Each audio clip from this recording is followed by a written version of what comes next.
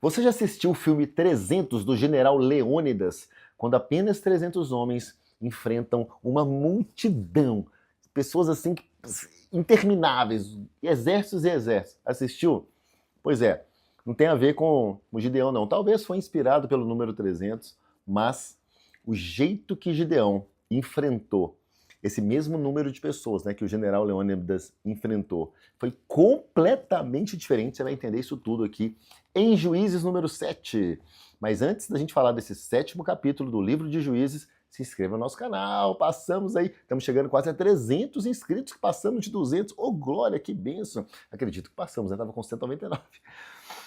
Mas também curta, compartilhe, prepare para compartilhar, deixe seu comentário e veja se também você já está me seguindo no Instagram. Eu tenho um Instagram só sobre evangelismo, que é @evangelismocoragem, e também o @luiscarvalhopro, onde eu falo do meu trabalho de trader, onde eu falo da minha vida pessoal, né, dos evangelismos que eu faço quando eu estou pegando Uber, fazendo as pessoas receberem Jesus como Senhor e Salvador. E também não esqueça do 5am, porque o 5am que nos inspira aqui, gente. Participei hoje de manhã com o pessoal do Brasil, foi uma bênção.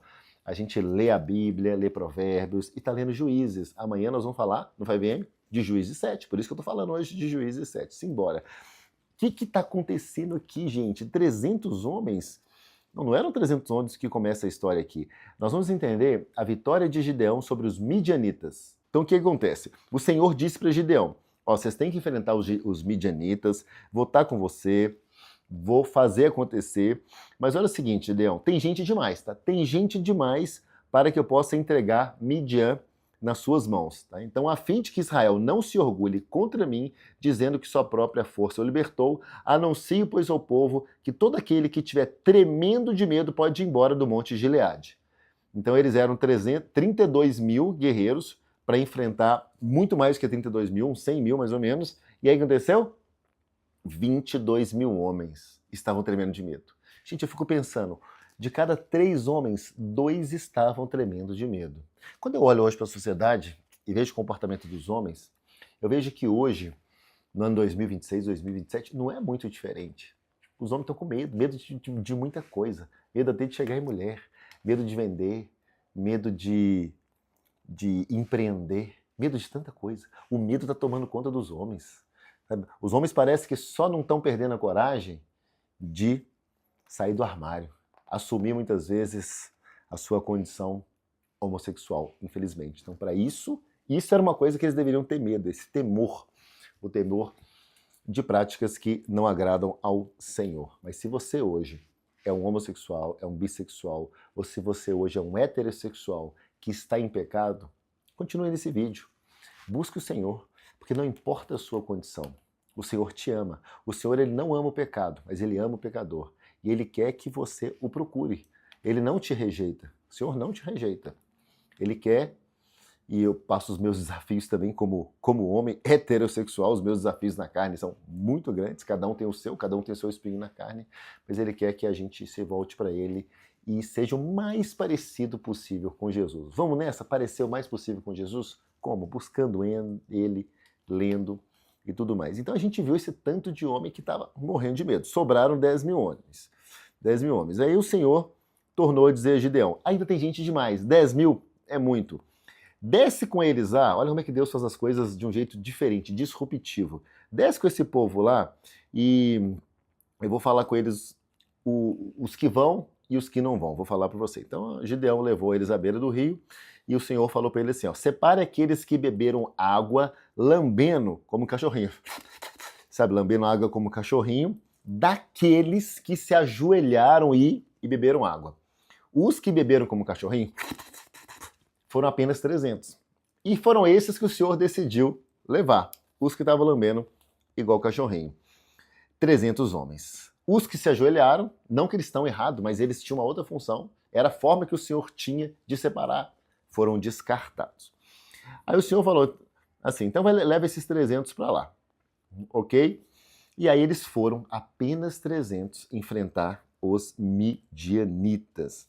E aí tem uma parte aqui no versículo 12, né, que os midianitas e amalequitas, eles estavam lá, eles eram numerosos como nuvens de gafanhotos, A Bíblia mostra que era muita gente, parecia uma nuvem de gente, não tinha nem como contar, como se fosse a areia da praia. E tinha camelo demais, era tanto camelo que era incontável. Imagina, gente, que exército gigantesco, né? Pessoas mais camelos. E aí Gideão chegou num momento que um homem estava contando um sonho para ele. Tive um sonho.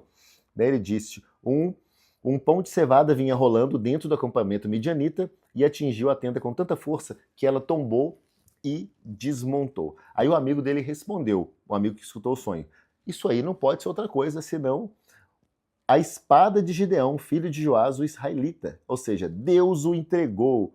Deus entregou ele, não. Deus entregou os midianitas e todo o acampamento nas mãos dele. Então isso certamente animou Gideão, tanto que após escutar isso, ele adorou a Deus. Então Deus fala através de sonhos, Deus fala através de visões, Deus é maravilhoso. E aí o que aconteceu? Deus fez Gideão dividir os 300 homens em 3 companhias e ele pôs nas mãos deles trombetas e jarros vazios com tochas dentro. Então, imagina, eles foram para uma guerra com a mão toda ocupada, certo? E aí o que eles fizeram? As 3 companhias tocaram as trombetas e despedaçaram os jarros. Eles foram 3 de 100, ficaram cada um de um lado. Aí eles empunharam as tochas com a mão esquerda e as trombetas com a direita, gritando, a espada pelo Senhor e por Gideão. E aí eles mantiveram a posição deles. Mas olha só, gente. E aí o que aconteceu? Os midianitas saíram correndo para tudo quanto é lado, apavorados com aquele tanto de tocha. Só que os midianitas eram centenas de milhares, eles eram 300. Então, observe esse lance aqui. O pequenino, minúsculo, perto dos midianitas, exército de Gideão, seguravam a tocha numa mão e uma trombeta na outra. Ou seja, eles não tinham chance de usar a espada, eles não tinham mão livre. Então, quando foi enviado esse exército muito contra, pequeno do Senhor, através de Gideão, contra um exército extremamente superior de midianitas, Deus colocou esses objetos deliberadamente em suas mãos para que eles não pudessem desembainhar as suas espadas para lutar por si mesmo. Por quê? Porque, gente, para garantir que não tivesse nada nas mãos e que eles não tivessem nenhuma possibilidade de lutar a própria batalha. Eles tinham que apenas depender de Deus para lutar por eles. A batalha deles era a batalha de vencer o medo. Era a batalha de exercer uma fé suficiente que Deus iria cumprir aquele que prometeu, que é entregar os midianitas nas mãos de Gideão e do seu exército. Isso é dependência. A única coisa que eles tinham que fazer era quebrar o jarro, segurar a tocha e gritar. E Deus muitas vezes pede pra gente coisas diferentes, coisas que a gente acha que é louca. Por exemplo, quando Deus mandou o povo de Israel marchar 7 vezes contra a casa, a cidade fortificada da terra prometida, e na 7ª ia destruir, Deus quer mostrar o seguinte, confia em mim que eu sou o caminho, a verdade e a vida. Confia em mim que eu vou fazer aquilo que eu sou fiel para cumprir. Ele quer a nossa dependência. Então a gente aprende com isso, colocando o quê? A confiança em Deus e tirando de nós. Então muitas vezes você que é casada, por exemplo, a sua confiança não tem que estar no seu marido de te prover. A sua confiança tem que estar no Senhor, que o Senhor, através do seu marido, vai prover a sua casa. Se você não é uma mulher solteira, então a sua confiança não está no seu braço, a sua confiança está no Senhor, que Ele vai te prover, entende? Então Deus quer essa dependência nele. Quando a gente depende dele, quando a gente sai do nosso braço, da força do nosso braço e entrega para ele, aí ele tem total liberdade de fazer a obra dele, que é infinitamente mais do que aquilo que a gente pode sonhar.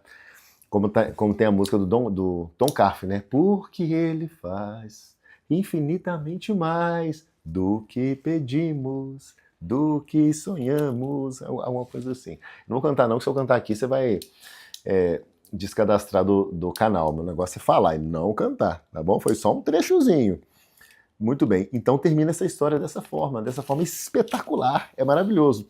Ou seja, esses 300, aqui os Gideões, de Gideão, ao contrário dos 300 de Leônidas, que lutaram, eles não tiveram que lutar nada, não pegaram no escudo que eles nem tinham e nem nas suas espadas, porque eles venceram através do Senhor, na dependência de Deus. Que você continue dependendo de Deus. Vamos orar? Pai, obrigado, Pai.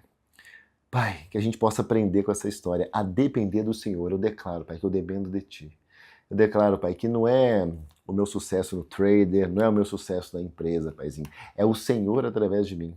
É o Senhor que traz os clientes. É o Senhor que faz o take. É o Senhor que entrega a vitória. É o Senhor, Paizinho, através da Tua glória, através da Tua graça, através do Teu favor, através da Tua misericórdia.